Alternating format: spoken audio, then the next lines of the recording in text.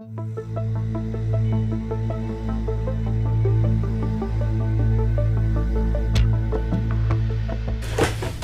okay, thank you very much. Well, if you're defining axions as real stuff, I'm still not talking about real stuff, because I'm going to be talking about the essentially why we need the axions. So it's purely, in some sense, motivational or background. But right, I've got quite a lot of material, and I'll try and make so I'll probably try and make it available afterwards, in case I speak too quickly or not clearly enough. Right. Okay. So I'm going to start off talking about the vacuum structure of QCD. So we'll start from the Lagrangian of QCD, which contains the standard term, which you've all seen and you all know and love. Right, very good. And this is so. And to this, we're then going to add later on a theta term. But for now, I'll just stick with this guy. And to this, we add a bunch of quarks. So we're going to be interested in what happens to the vacuum. So we're going to consider what happens at low energies when QCD becomes strong. So when this coupling becomes large, and in fact then we can no longer really use this Lagrangian description. And when we do this, we typically consider just 2 or 3 light quarks. So the charm is already it's sort of too heavy to really you could integrate it out of the description and just consider 3 families of quarks. But for now, we'll just start with we'll just sort of keep the number of light quarks to be left as a number NF.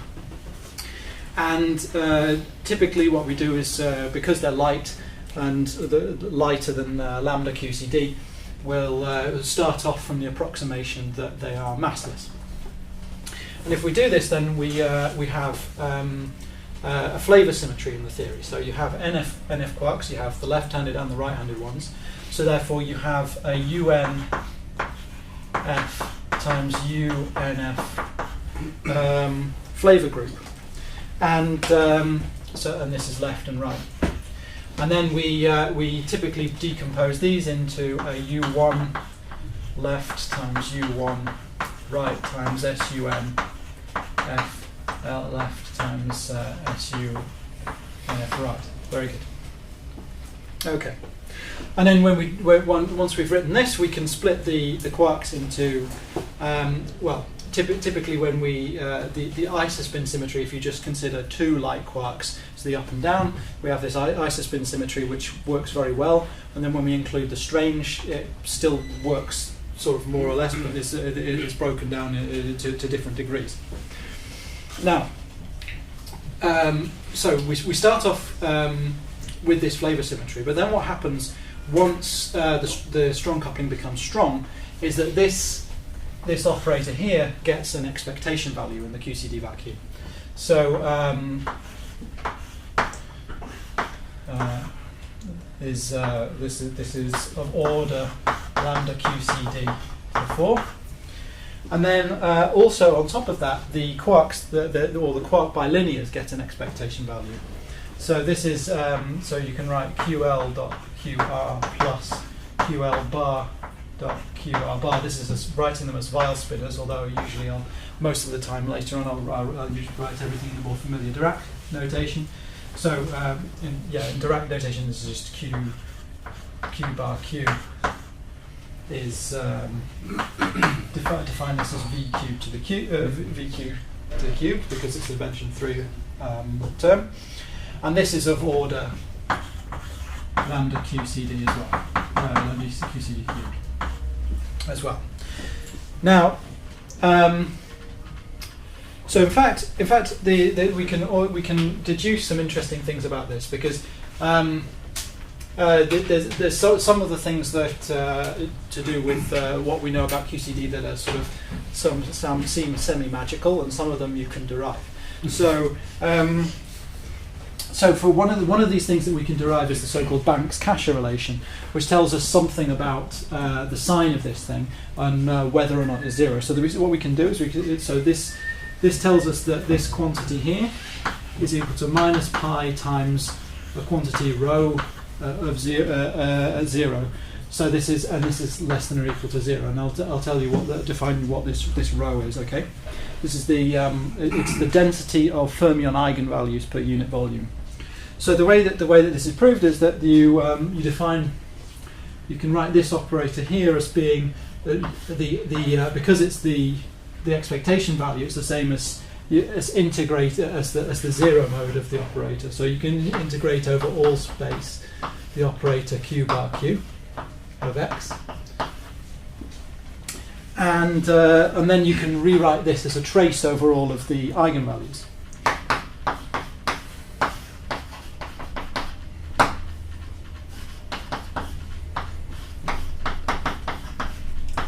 In the QCD background.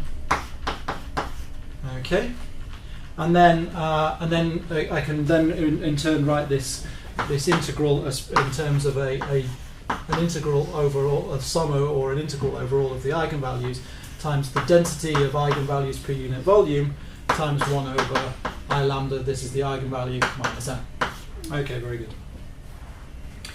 Now, so for the massive eigenvalues, for a massive, they always have to come in pairs. This is because a Dirac fermion is always going to be, will always have a positive and a negative eigenvalue under we'll always have a plus or minus eigenvalue. So therefore we can split this integral here, which is an integral over all possible values. This becomes.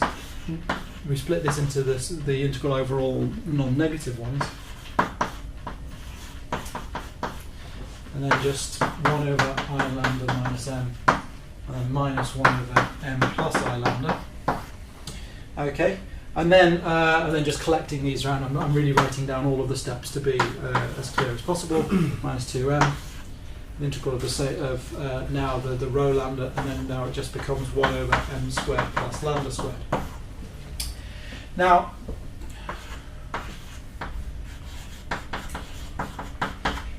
the thing about this is, so the next thing that we say is, well, okay, the masses of the quarks are small compared to lambda QCD.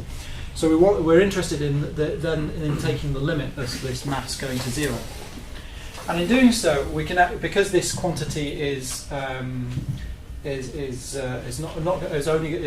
be not something that's finite, and this is going to vanish. We can actually split the integral up into two pieces: an integral up from 0 to some small scale mu, where mu is greater than m, but we still consider it to be small, and then another piece from mu to infinity. And then when in the limit, and then obviously this integral here is going to be finite as m goes to 0, so we can just throw it away.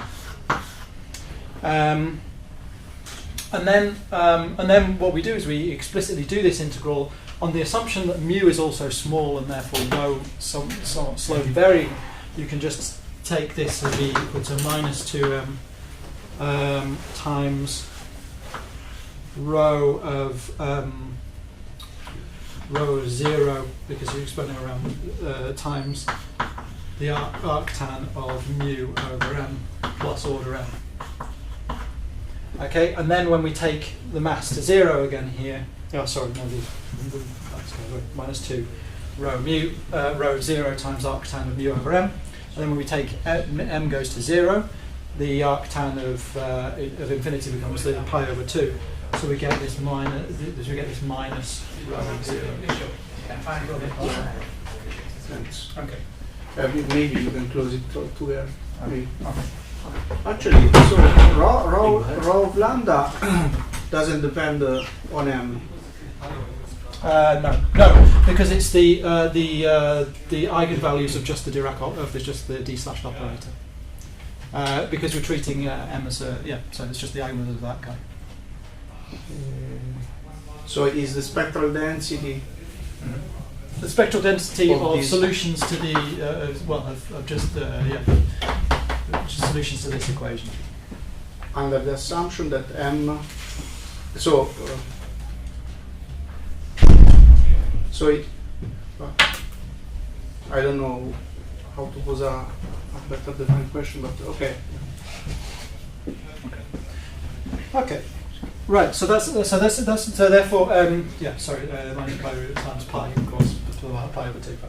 Okay. So there we've proved this relation here, and this tells us something about the sign, and this will happen now. Okay. So one thing that's interesting for anybody that's interested in other theories beyond the standard model is that typically when people build models of things like composite Higgs and so on, they kind of co-opt QCD-like reasoning, and there you can't use relations from QCD, but one of the things that will survive is this sort of thing. This tells you something about what will always happen no matter what you do with the gauge group or the number of flavors or so on. Okay, so the next thing that we can prove using the same sort of reasoning is as a little proof from Vafa and Witten that the expectation values of the quarks should be equal, at least when the quark masses are similar. So there they simply look at, there you just take the difference, so you take u by u minus d by d. And then you just then you take the difference of these two things, of these, and you get this is just going to be, well, it's basically just from this relation here, you're going to get something that's like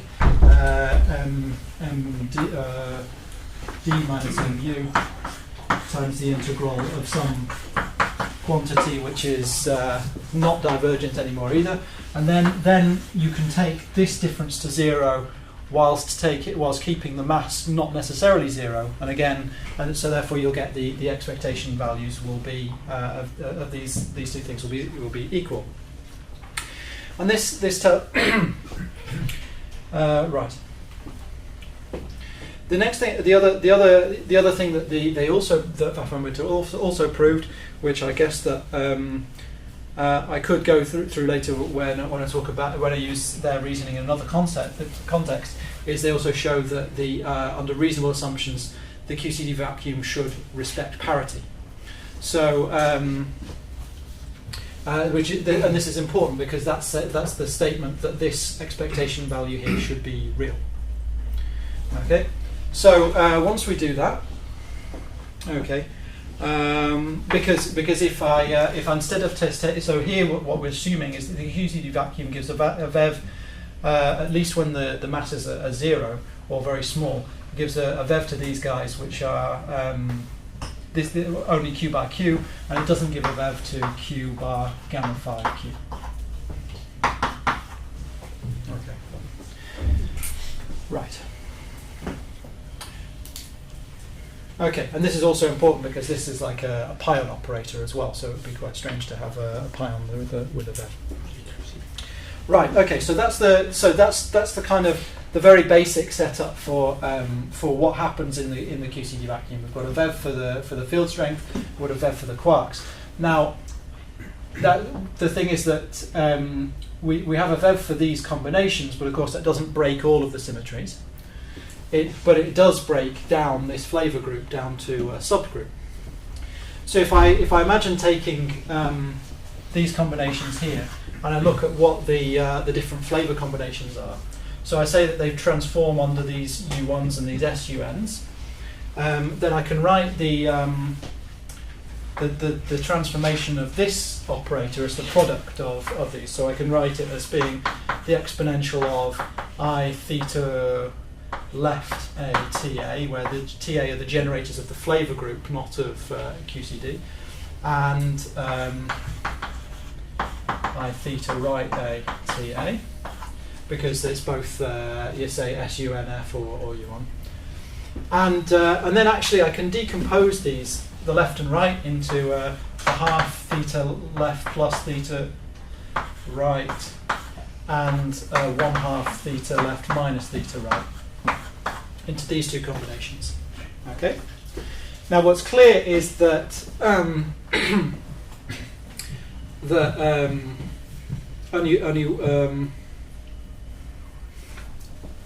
is that this combination here gets broken by the VEVs, and this one here is preserved.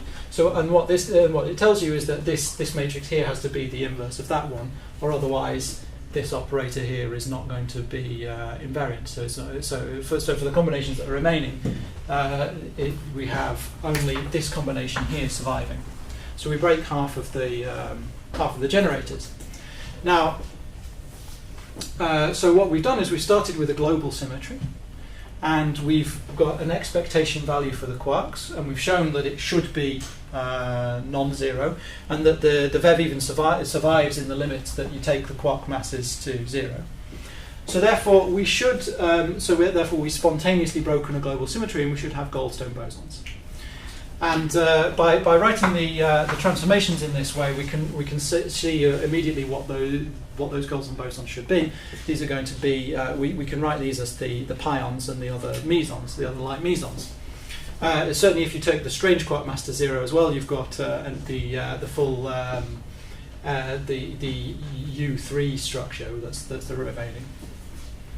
And so this is what we can write is that we can write a meson matrix as sigma as being the exponential of so we can write once we start like this, we can write that the quark transformations go like the expectation value of I theta a vector plus theta a axial times gamma 5 Ta, and these are and so the axial transformations are going to be the broken ones, and so therefore we can write the broken generators being exponential I pi a Ta times with a gamma 5, and typically we define this with a pion decay constant underneath as well. And this matrix with the exponential of this combination will describe the pion dynamics at low energies. So let's look at the structure of the. So we started with then.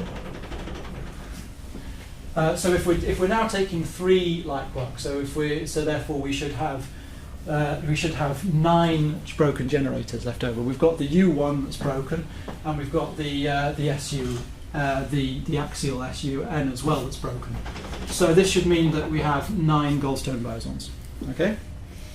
And so let's look at what mesons that we have at low energies. Well, we've got if we write these in terms of the flavors of the quarks, we'd have U d bar U, and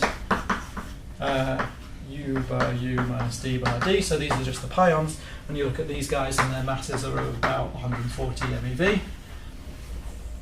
We have the kaons as well, US bar, SU bar, DS bar, SD bar, okay, and they're about 500 MeV. And then we've got the ethers. So we have an eta 1, which is going to be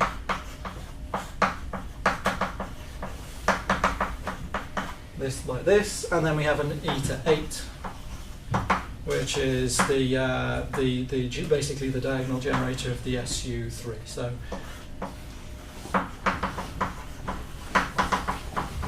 and in fact, these guys can actually mix, but the mixing angle in QCD is actually small. Fine. But the problem, so then what we have is that if we actually look at the masses of these guys, then so there's something wrong, because the eta the state that's approximately there's a minus 2 essence. Yeah. So the mass of this guy is about 550 MeV, like the others, but this one here has a mass of around about the proton mass. So this is it's 958. So this guy doesn't really fit. This doesn't look like a Goldstone boson anymore. It's far too heavy. The mass can't be explained by this reasoning at all, and this is supposed to be this is what's called the U1 problem, and people were worried about this for a while. But then, to people that were paying attention this morning, the solution should be for people, the solution should be apparent, and that is that the symmetry that's associated with this guy. Because if you look, this is the one that's the Goldstone that's associated with the axial U1. This symmetry is actually anomalous. Okay, so and the way that you can see it, you can construct the so the U1 associated with this is just one where I make the same rotation for all quarks, left or right. So if I write them in Weil spinners again, I can just do this. The transformation, the axial one will look like e to the I theta acting on all of the on every single quark. Okay, so I can right, and then and this U1 rotation then has it's a global symmetry, and it will have a mixed anomaly with QCD.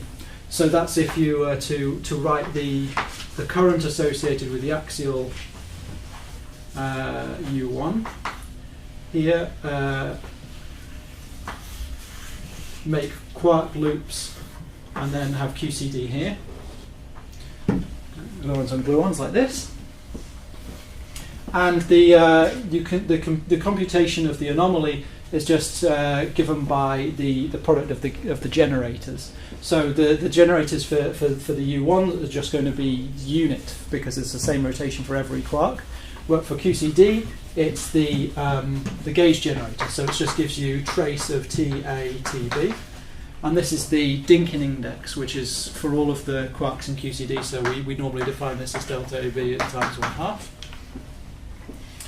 And so that's the total anomaly is just going to be the NF times this. Okay, so and then 2NF times this, because there's the left and the right quarks. Okay. So this guy picks up an anomaly. And this means that this means that the symmetry is violated by quantum effects, and it also implies that this becomes the eta prime, or is approximately the eta prime is equal to eta prime when you neglect mixing between the eta 1 and the eta 8. So that implies that this guy should actually even have a mass even when you neglect the quark masses. Okay. Right, and it also, so on the other hand, the masses of these mesons, of course, these are actually proportional to the quark masses, and we'll talk about that a bit more in a bit. Okay. So the next, right. So that was the U1 problem and the solution in terms of the anomaly. And I'll come back to this in a little bit. But the next thing, but then continuing with the theme of anomalies, I'm now going to talk about theta vacua, okay, because these are related to the anomaly. So I'm going to talk about how that's going to be the case, how that arises.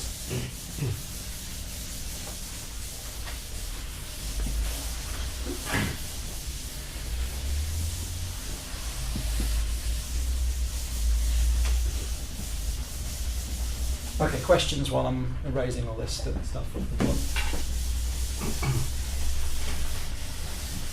No? Okay.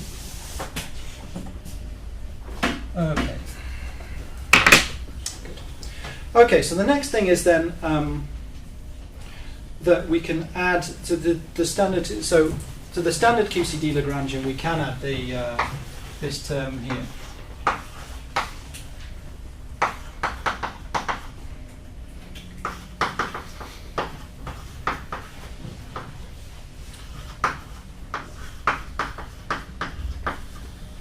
Okay, and this is if you define, you can define a dual field strength tensor by summing over the epsilon tensor, and I'm taking a factor of 1/2 here. So sometimes people will write this term as 32 pi square g mu u a g tilde a mu. Okay. Right, and this term that we can add to the Lagrangian violates CP. How can we see it? Well, what we can do is we can consider just one term in this.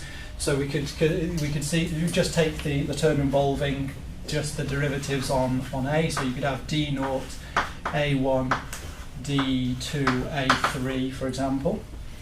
And then on the CP, these guys change sign. This derivative changes sign, but T doesn't. So the whole thing picks up a minus sign. So therefore, the whole thing picks up a minus sign on the CP. Okay. But now the thing is that, okay, so we can add this to the Lagrangian and it violates CP. But the important point that I'm now going to talk about is that this term is actually ought to always be present in the theory. It is always generated. So right. So what we heard in the lecture this morning about the conservation of about the relationship between the divergence of the axial current and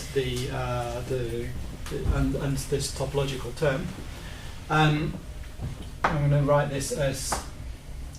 But actually, one way that you can see it is that okay. So here, right. Okay. In my I'm going to write the suggestively delta theta over 32 pi squared, and then GA mu nu, GA mu nu tilde.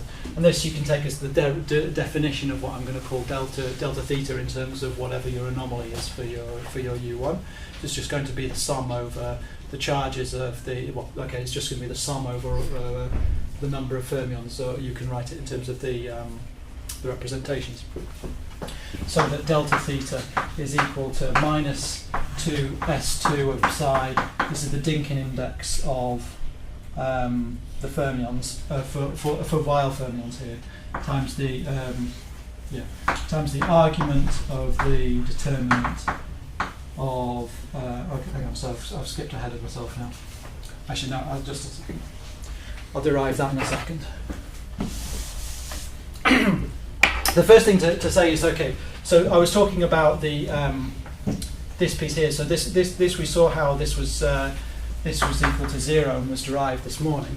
But actually, one way that you can see how it appears in the action is instead to look at the path integral of a theory with fermions and the exponential of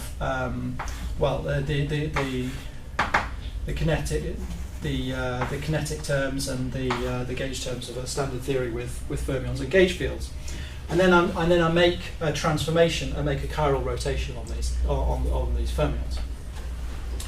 And if I make the transformation psi goes to e to the I alpha gamma 5 psi, then the change in the action is a term which looks like the integral of d mu j mu a, okay, where a is the axial current for the field. This you can derive straightforwardly just by plugging this into the kinetic term for the fermions. If you plug this transformation into here, then you'll get a term that looks like that. But you get an extra piece in this transformation, which comes from the change in the measure. And that's where the anomaly actually appears. So this piece, this change in the action, comes just from just from a shift in the renormalizable terms. But here you actually get a change, and when you're treating alpha as a continuous parameter. Here, on the other hand, you have to, if you follow the derivation through, you get this from the change in the measure here. So this becomes the plus the delta theta over 32 pi squared f mu nu or g mu nu a g tilde mu nu. And because this alpha is just a change of variables, this shows you that this quantity here is when you make this transformation, this is what you get as the shift in the action. Okay. So we've shown that what happens when you make a chiral. So what happens when you make a chiral rotation? You pick up an extra term in the Lagrangian. Now, if we start with a theory and we add mass terms for the fermions, and then typically they have the masses are complex. Now we know that the CKM matrix has complex phases in it. So the way that we diagonalize the fermion mass matrix is that we write it as we can diagonalize it in terms of two rotations, a left-handed and a right-handed rotation. So we can write, for example, in terms of a diagonal matrix, U star D and then V dagger. So we diagonal, so there's a left and a right rotation to put the mass matrix of the fermions in a diagonal form. Okay. And if we then rotate to this basis where the fermions are massive, then we're actually making a chiral rotation because we're rotating the left and the right-handed fermions differently. And this means that we pick up a shift in the action of delta theta is equal to so if we rotate first with just the matrix V, the total shift is minus 2s 2 psi times the argument of the determinant of V. And the way that you can see this is that you could write, for example, any so the way that you see that you get the argument of the determinant, you could write each of these unitary matrices as just a product of U1 diagonal U1 matrices and orthogonal rotations. And you can write this as a set of n orthogonal rotations, and then you can just apply this relationship here for a simple U1 rotation to pick up all of these, and this you'll get these phases. So actually, what you find from just doing the rotation for V, and then you do the same thing for U, and you'll find that so that's for V. So for the whole thing, when I transform to a basis where the fermions are real, I get a delta theta is equal to S2 times the argument of the determinant of M. Okay. So for QCD, the S2 is just going to be 1/2. Okay, so we expect that this term is actually always present. As I said, we know that the Yukawa couplings and therefore the fermion masses in nature have complex phases, and they're of order 1. We don't actually know what this delta theta is going to be, though, because we don't know what the Yukawa couplings are. But we certainly have no reason to expect that this parameter should be small, and so there's no good reason for excluding it from the QCD Lagrangian, therefore. So the statement that the standard model value for theta is 0 is somehow a little bit specious, and the standard model value for theta is just unknown. Right. Okay. Now, one reason, though, that we neglect this term, or that we don't normally worry about it, is because it doesn't appear in perturbation theory. Okay, so we can, as was mentioned this morning, you can write it as a total divergence. It's usually written in and you saw the vector that diverges as well this morning, so I won't reproduce that derivation. And because it's written as a total divergence, it means that whenever it appears in a vertex, you can write it as d mu k mu. This becomes, you can just write in terms of momenta. The sum over all the momenta will be 0, and the whole thing will vanish. Every vertex you put in will vanish. On the other hand, in gauge theories, we can have configurations of the fields that give a non-zero contribution from this guy. Right to the path integral. So what we typically do is we rotate to Euclidean space, and then use Gauss's theorem to relate the integral to the surface integral at infinity over a tree sphere. And so all that we need is that we have an integrand that scales as something like r to the minus 3 f omega as I goes to infinity. Okay. But on the other hand, typically to have a finite contribution, we should not forget that there is the standard part of the action as well. We have and so what this tells us is that if the action scale does not die off fast enough as you go to this surface integral at infinity, then you'll get an infinite contribution to the action, and also that in Euclidean space you've got e to the minus s, so that contribution to the path integral will be 0. So what we need is that f mu nu should die off faster than 1 over r squared as r goes to infinity. And so naively this would imply that, that maybe we're going to get 0, but it turns out this isn't the case. So what we can actually do is we can take f mu nu is equal to 0 on the boundary, and just take a pure gauge configuration. A mu is equal to u inverse times the derivative of u, where u is an operator in the gauge group.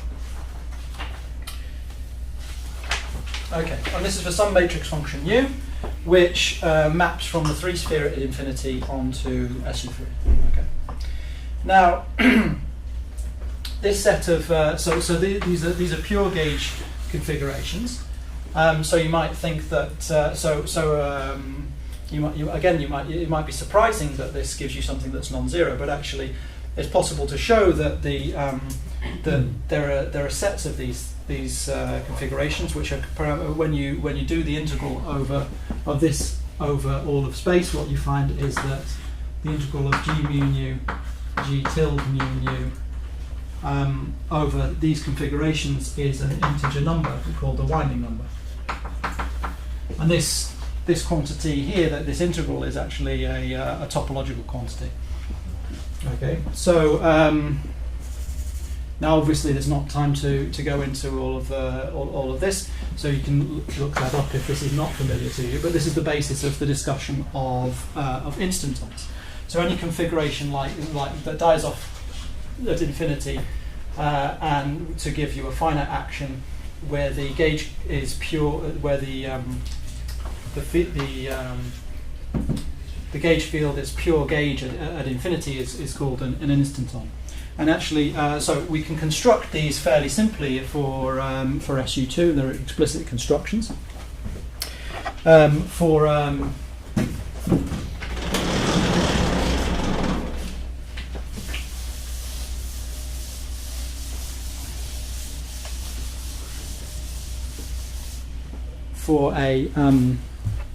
For a single instanton, you can write u as being a function.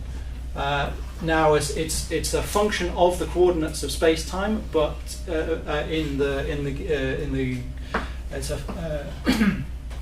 into SU2. So we can write any SU2 element as being a function of the unit 2x2 matrix and the Pauli sigma matrices. So you can write this as x naught plus I x dot sigma divided by r, and this is this group element. And then you can actually this is what happens. This is the value of the this gives you a mu as I tends to infinity. But it turns out that if you then solve the equations of motion for the field strength, then you can extend it over all of space-time, and you get a mu can be written as r squared over r squared plus rho squared times u inverse d mu u. So this is for SU2. It's not for SU3. But it shows that you can explicitly construct instanton solutions, and in fact, I think you build up all of the instanton solutions from these sorts of things. Now, the first thing to note is that you once you extend over all of space-time, you have some extra parameters. The first one is this rho parameter here, which is the size of the instanton. And the other one is the position of the instanton there. Now the position is kind of trivial. You just move the origin about. But the size is however important, because when you compute quantum. So the first thing is you can integrate this when you insert this into the standard term f mu nu, and integrate the the kinetic term for the gauge field, what you get is that the action is 8 pi squared over g squared, and then plus I theta. This is for a single instanton solution. But then, which seems like it's just the whole thing is just a constant, and then you should compute the fluctuations about it. But actually, once you do compute those fluctuations, then the gauge parameter becomes dependent on the size of the instanton. Anyway, that's by the by. The important, so there's a whole sort of field of research dedicated to these. And actually, instantons are not going to. We're not going to make really any use of instantons in the following, because what happens is, once you go to strong coupling, the instanton description actually is no longer. This is not something that's you can explicitly use. It's much more useful at higher energies when you can imagine the weak gauge coupling. Okay, but the point of this is that you have a contribution to the action for which is given by this quantity here. So when we insert this quantity here for the winding number nu into then what we'll find is that our total partition function for our theory becomes a function of theta when we have a value this term in the action. If theta was 0, then all of these terms would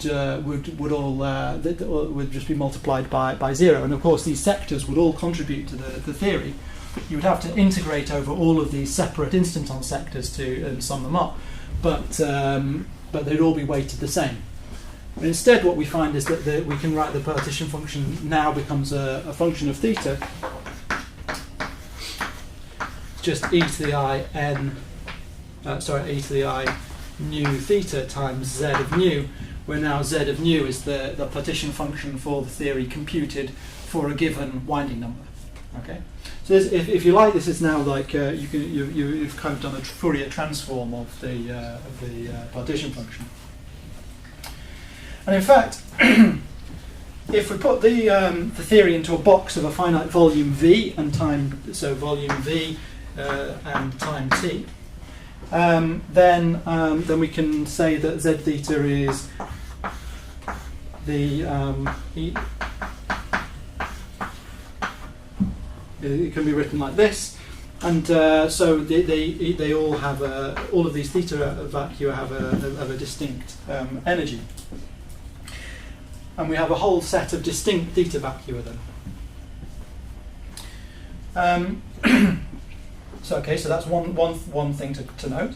The other thing to note is that theta clearly is periodic. Okay, if we write theta goes to theta plus 2 pi, then the partition function, the whole theory remains invariant precisely because these have to be integers.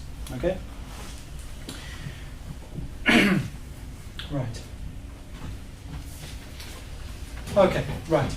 So the next thing is that. Sorry, I have a question. Mm-hmm. So you started with fields which are pure gauge at the boundary. Yeah. And there you introduce a parameterization where which breaks explicitly this assumption. So, no, because you have a finite size. No, it only breaks this assumption inside in the interior. At the boundary, this thing just goes to 1. But why do you need to introduce a rho at all? You say that it's very important, but... this is just because if you're trying to find when you're solving the equations for motion, that's all. So the instantons are solutions of the equations of motion for the gauge field. If you don't do this, and then you'll find that these guys just blow up as you go to r to 0.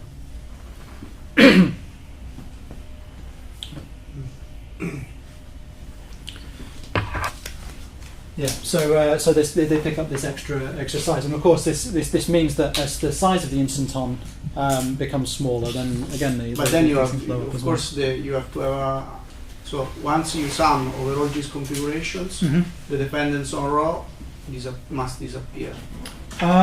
It's or not. No, it's still it's important. I mean, like I say, it appears in the quantum effects as it is the gauge coupling runs with rho. So yeah. But I mean, when you compute nu, for example, when you compute the Well, in this sense here, we've basically integrated over it. So when nu is equal to 0, you've got the standard zero instanton quantum field theory that we know and love, and then for other instanton sectors, you have to take it into account. And then you can you find that the number of fermion zero modes is different in different instanton sectors and things like this. So the theory looks very different in different sectors. but in these different sectors, the theory will depend explicitly on rho. No? Yeah. Yeah, and rho becomes a parameter you have to integrate over. So this is kind of bundled into this, sort of hidden into this thing here, but you integrate over it, yeah. You have to integrate over the positions of the instantons, the number of the instantons. So I mean, yeah, I mean, it's not just rho, this is just for one instanton. Of course, as soon as you've got two, you've got the sizes of two different instantons, you've got three instantons and their sizes and their relative positions, etc., etc. And what's the physical meaning of this parameter?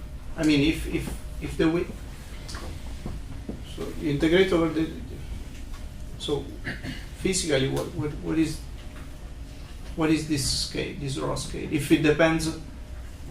Well, yeah, it's cutting off the interior of the gauge field. Without rho, then the gauge field is kind of blowing off as you get from close to zero. But then this rho parameter will cut that off. So if you like, it's that's why we say it's the size of the instanton. It's very, very peaky when rho is small, and then when rho is large, it's more spread out. I mean, you can look on this TG dual. This is the topological charge density.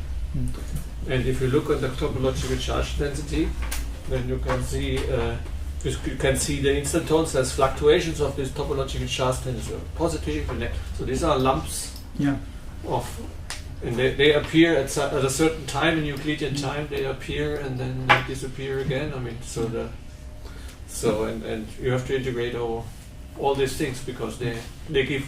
If you calculate the action, it doesn't depend at all on this parameter. So I mean, this is the funny thing. Well, yeah, but only once you've integrated over it. Only once you've integrated over it. Yeah. So then yeah. So the thing is, I mean, I'm introducing this, and like I say, there's a whole industry. There's all sorts of physics, interesting physics associated with instanton.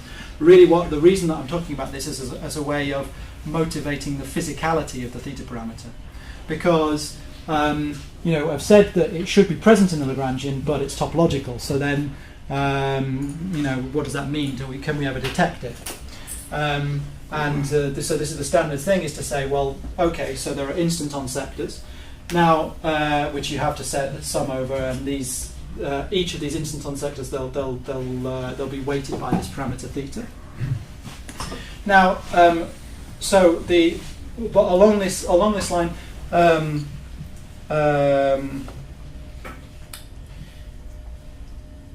So there's a nice that's okay. So I'm going to do it slightly different ordering to how I plan to say it. But okay, so along this argument, you can then say that because they're weighted by this, they're somehow associated with the energy of the vacuum. So there's a nice proof by Waffer and Witten that the minimum energy occurs for theta is equal to 0. In Euclidean space, you write the e to the minus 4, the 4 volume times the energy. I mean, basically just by doing this guy here is equal to the integral of e to the minus s weighted by e to the I n theta. And then since this is a positive definite, or at least this is non-negative, you can take the modulus of the whole thing, and then you use the Schwarz inequality to say, well, okay, this piece here, and also if I include the fermion determinant, actually this isn't relevant, but okay, no, I can then say that this is the modulus of the integrand but the phase factor here, therefore, is just the modulus of that is just 1, and this quantity, this integral here is just z of 0. So what I find is that e to the minus v4 times the energy at a value theta is less than or equal to e to the minus v4 times the energy at 0, and therefore the energy at some non-zero value theta is greater than or equal to the energy at the value 0.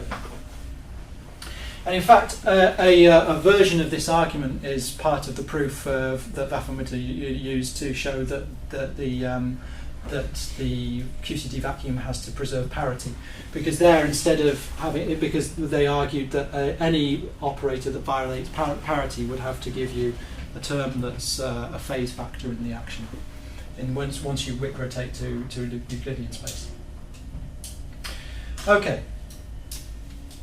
So therefore there is some physical meaning to the value theta, and in fact this equation here is vitally important for the rest of the workshop and the whole the axion mechanism, because what it shows is that if you can make this quantity dynamical, then it will automatically settle down to 0. Okay, but the next thing, the other thing that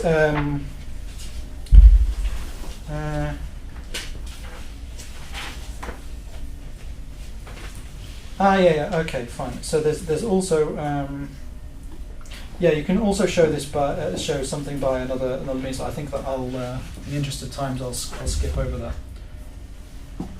But the important thing to say is the other thing well, okay.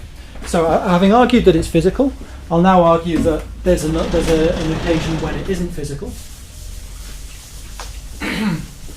And it's related to this formula here that I've just removed too soon. Okay, so delta theta is equal to, we're just going to say it's equal to minus, so it is equal to arg det m.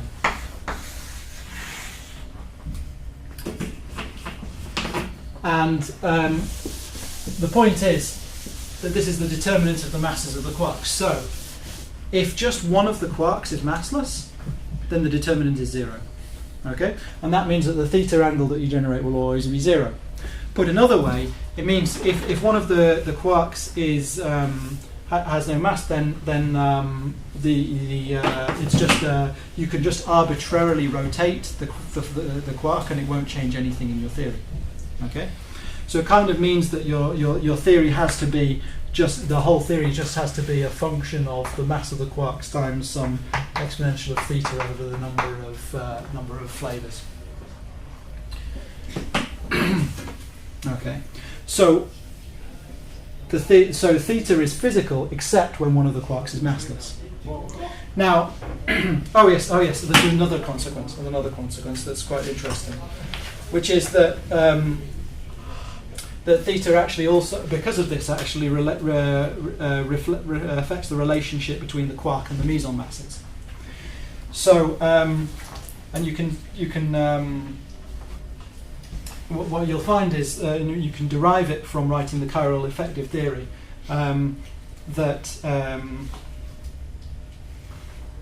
Okay. Okay. So having started on that, I'll go through it. This is quite nice. So in the matrix of light mesons, remember that we'd written some matrix of light mesons in terms of the exponential of I pi a ta over f pi times gamma 5. And actually we can and then you can write an effective Lagrangian for these guys.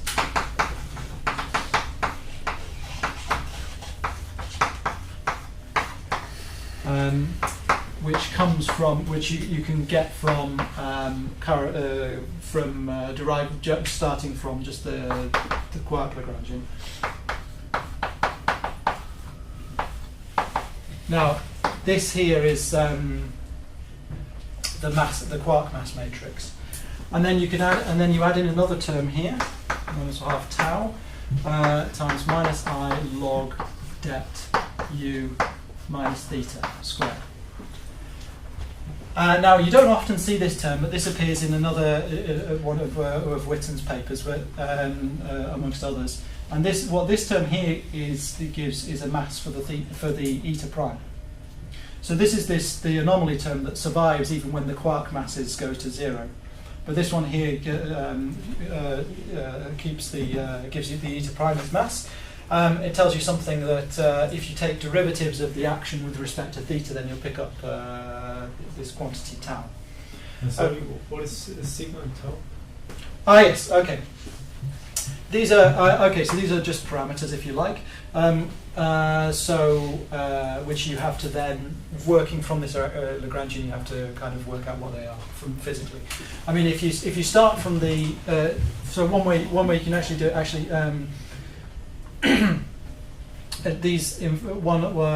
one way you can derive this actually is to put in the quark vev v that we had earlier on, and then this quantity sigma would just become v bar v. But there you have to be careful because you have to wedge, so you can or it'll be related to that. So you start from the quarks, you insert this into the definition for the quarks, and then you expand it out to as many orders as you like. Okay. So right. Okay. So what the point of this was to say that then the potential for the theory becomes v min. The potential becomes minus sigma times the trace of the mass times cosine of eta prime over nf plus tau over 2 eta prime minus theta squared. And this sigma is this is the quark condensate minus v cubed, and it's now a positive quantity. And so what we see is that for theta is 0, the minimum is at eta prime is equal to 0. But for theta is non-zero, you pick up a vev for this guy, and then you have different regimes depending on whether the quark condensate dominates or whether the mass of the eta dominates. Right. But in either case, by minimizing this, you find that the v minimum is greater than the v at 0.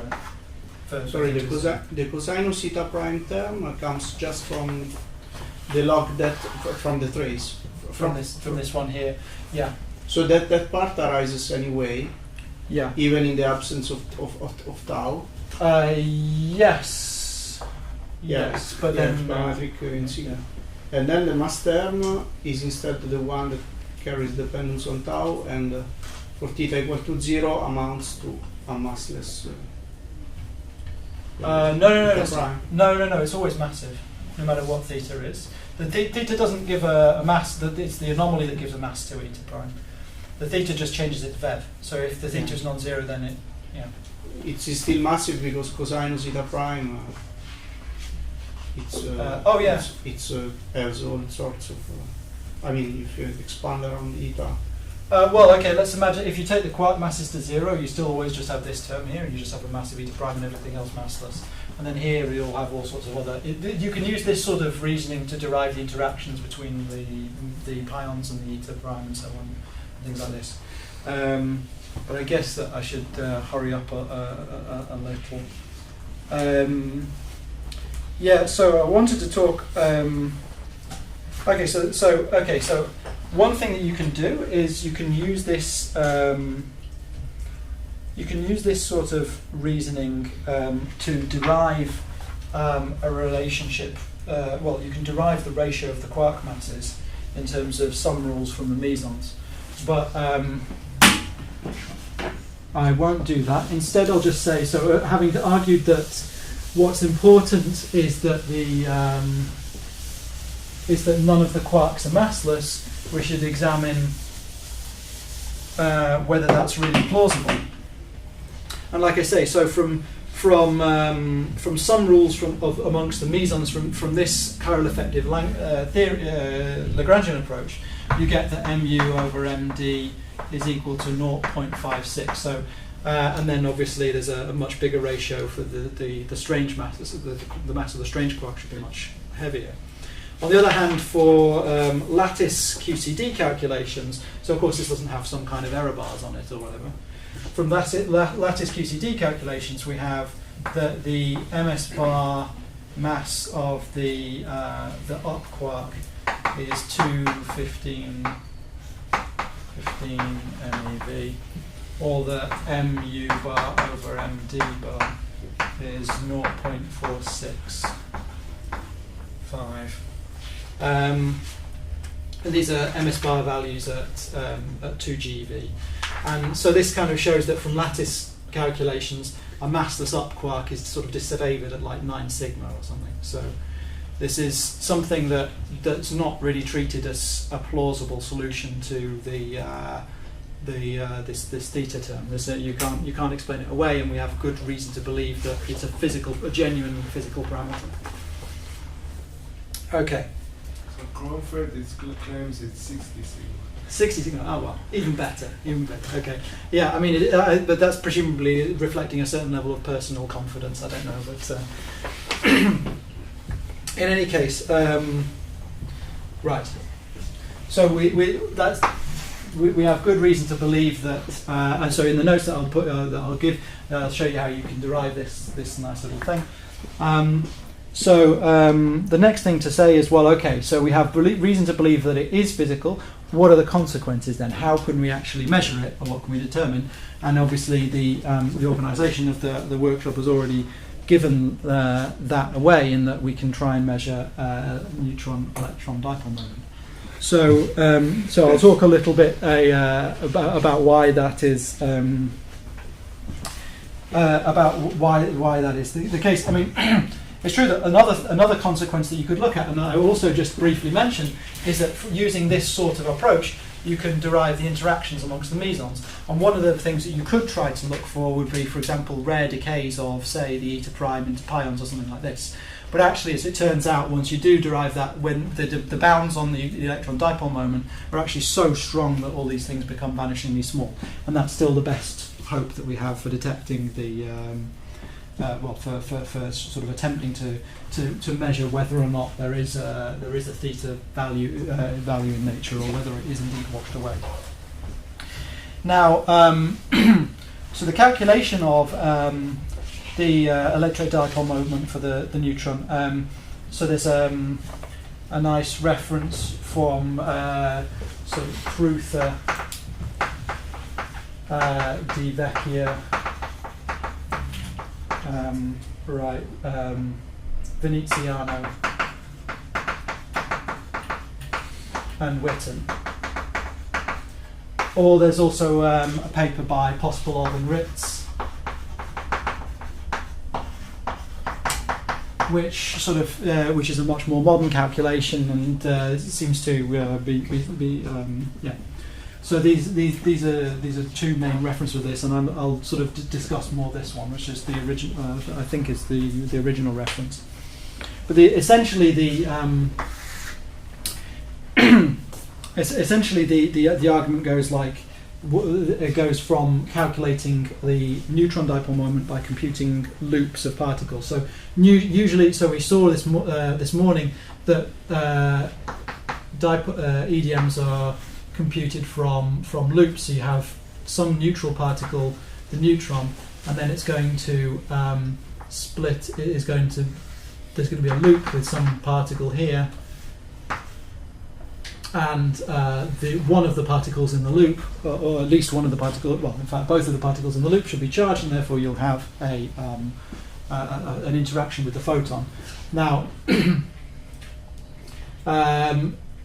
the important thing is that you have to have a coupling that's going to violate violate CP. So here, what we're going to say is that the neutron is going to interact with the pion. And so what we need is that, and the usual interactions of the pion go like pi a times nucleon tau a. Okay, so we can write the interactions like I gamma 5 G. So this is the standard coupling here. And then the non-standard coupling, the one that we're going to be interested in, is G bar pi n times a. And so what we were interested in is trying to work out what the coefficient of this guy is, because this is the one that's going to generate the EDM for us. And then you can just look up expressions for what the value of the dipole moment from the the couplings here. And of course the coupling here is just the electric charge of this guy. So if it's a charged pion, there's just one, you don't, so the way that you derive this thing is you say, well, okay, I make the I start with so I kind of go in the reverse order to the way that I started from. So I start, instead of having quarks with complex masses, I start with quarks with real masses and a value theta, and then I make a rotation to give the quarks complex masses again. So I go u goes to e to minus I alpha u gamma 5 u, and then a similar thing, alpha d times d, and then such that alpha u plus alpha d is equal to minus a half theta. And right, okay, and then I insert this into the so I then insert this into the chiral Lagrangian, again making this substitution of the here, giving me the pions. And what I find is that the Lagrangian looks like v bar v, or half v bar v, times mu times pi naught minus, so pi minus 2 alpha u squared plus md pi naught over f pi plus 2 alpha d squared. Okay, and then I define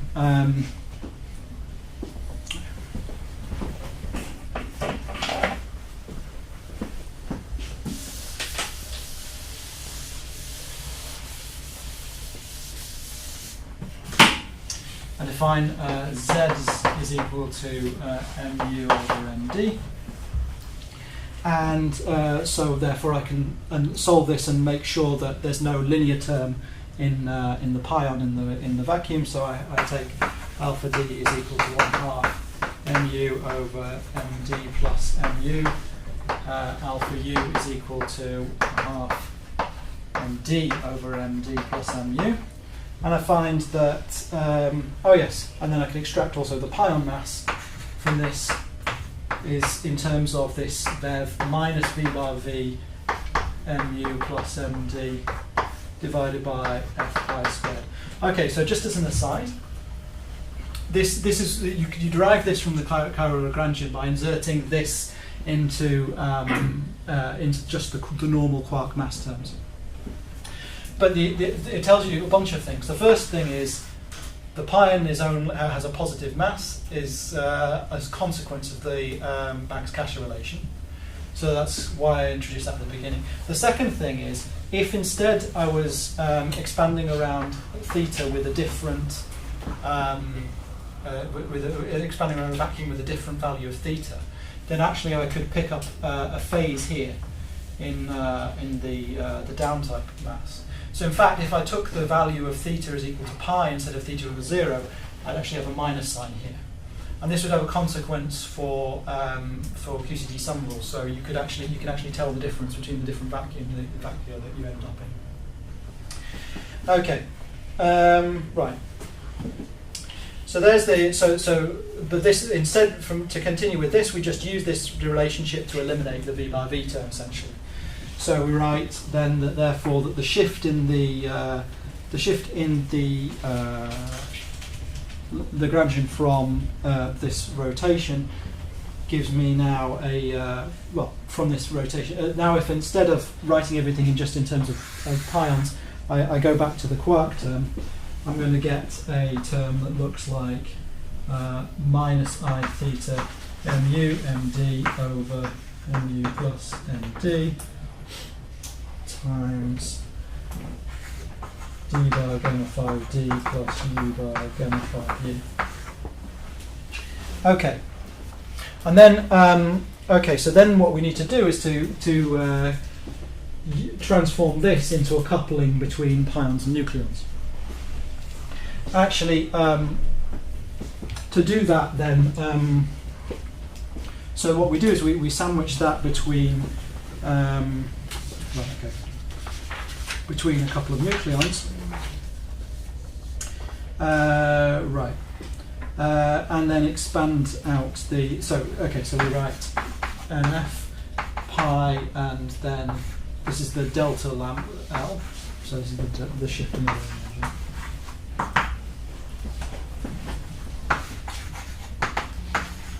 Okay, and right, to do that we can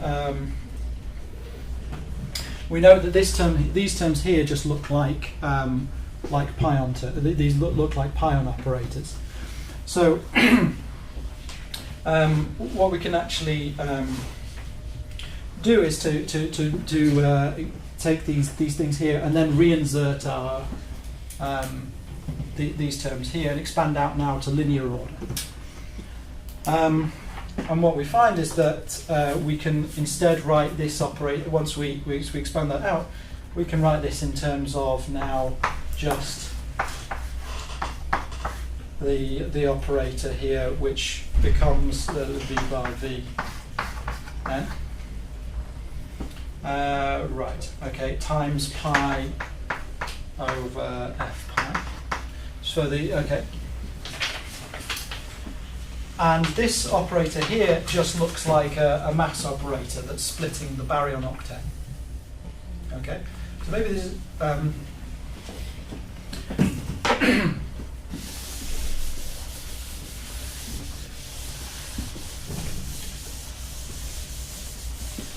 right. Okay, I'm maybe removing things a bit too much.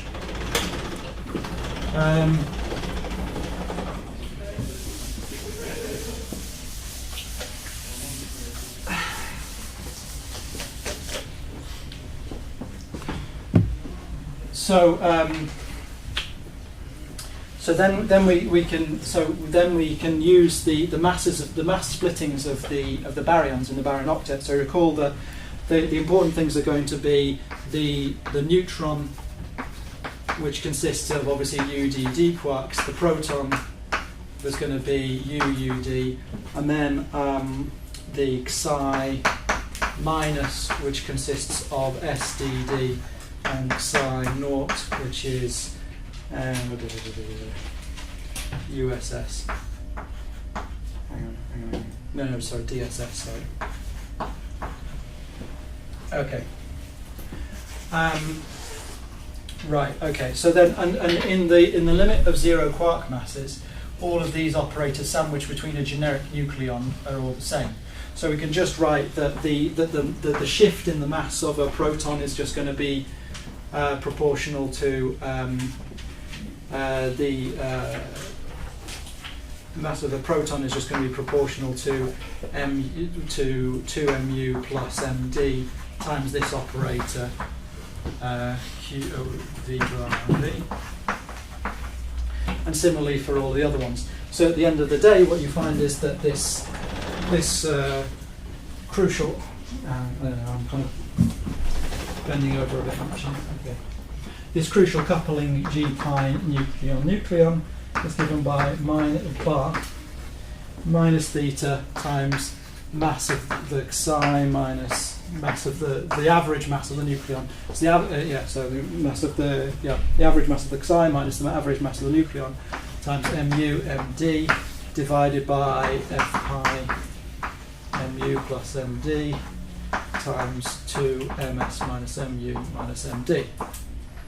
Okay, and then this is going to be roughly of the order of magnitude of this is of the order of 0.038 times theta. Okay. And so at the end of that, you insert this coupling here, you get two of these guys, and then the photon coupling and a loop, and then you find that the neutron EDM is roughly theta times E times m pi squared over m nucleon squared. So it's roughly 10 to the minus 16 times theta E centimeters. Now, of course, then this implies that with current limits that theta has to be less than 10 to the minus 10, which is tiny. This is some parameter which we argued earlier on that had to be of order 1 in the Lagrangian. There's no reason that it should be much smaller than that in magnitude, and yet we find that the experimental bounds on this are extremely stringent, and so this is indeed the strong CP problem, and indeed the best argument for having the rest of the workshop.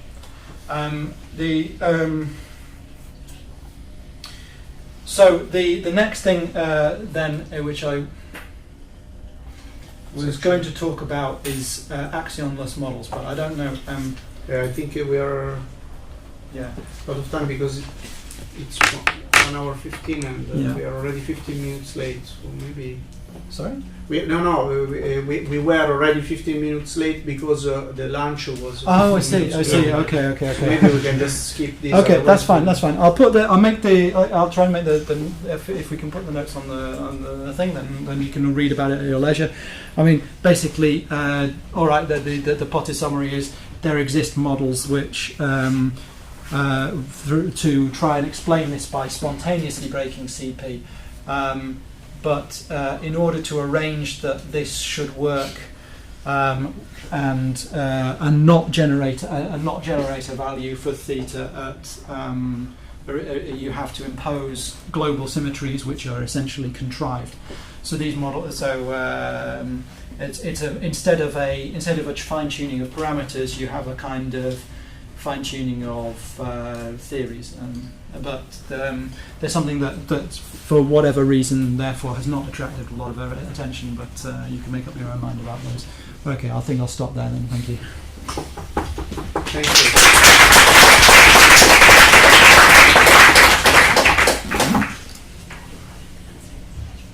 Questions?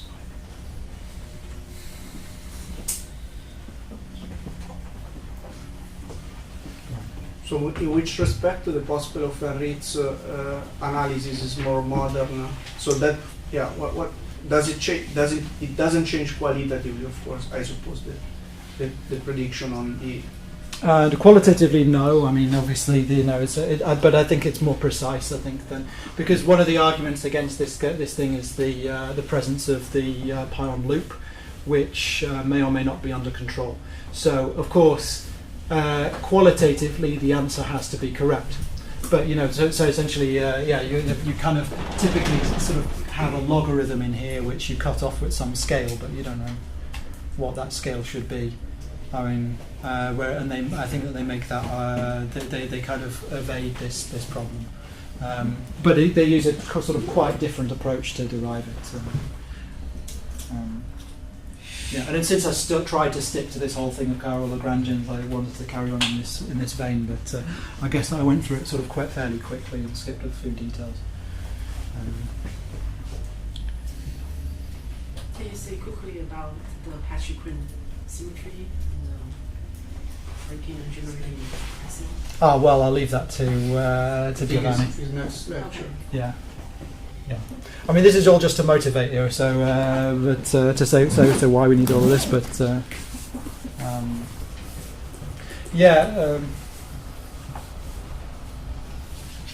okay, all right, it's good.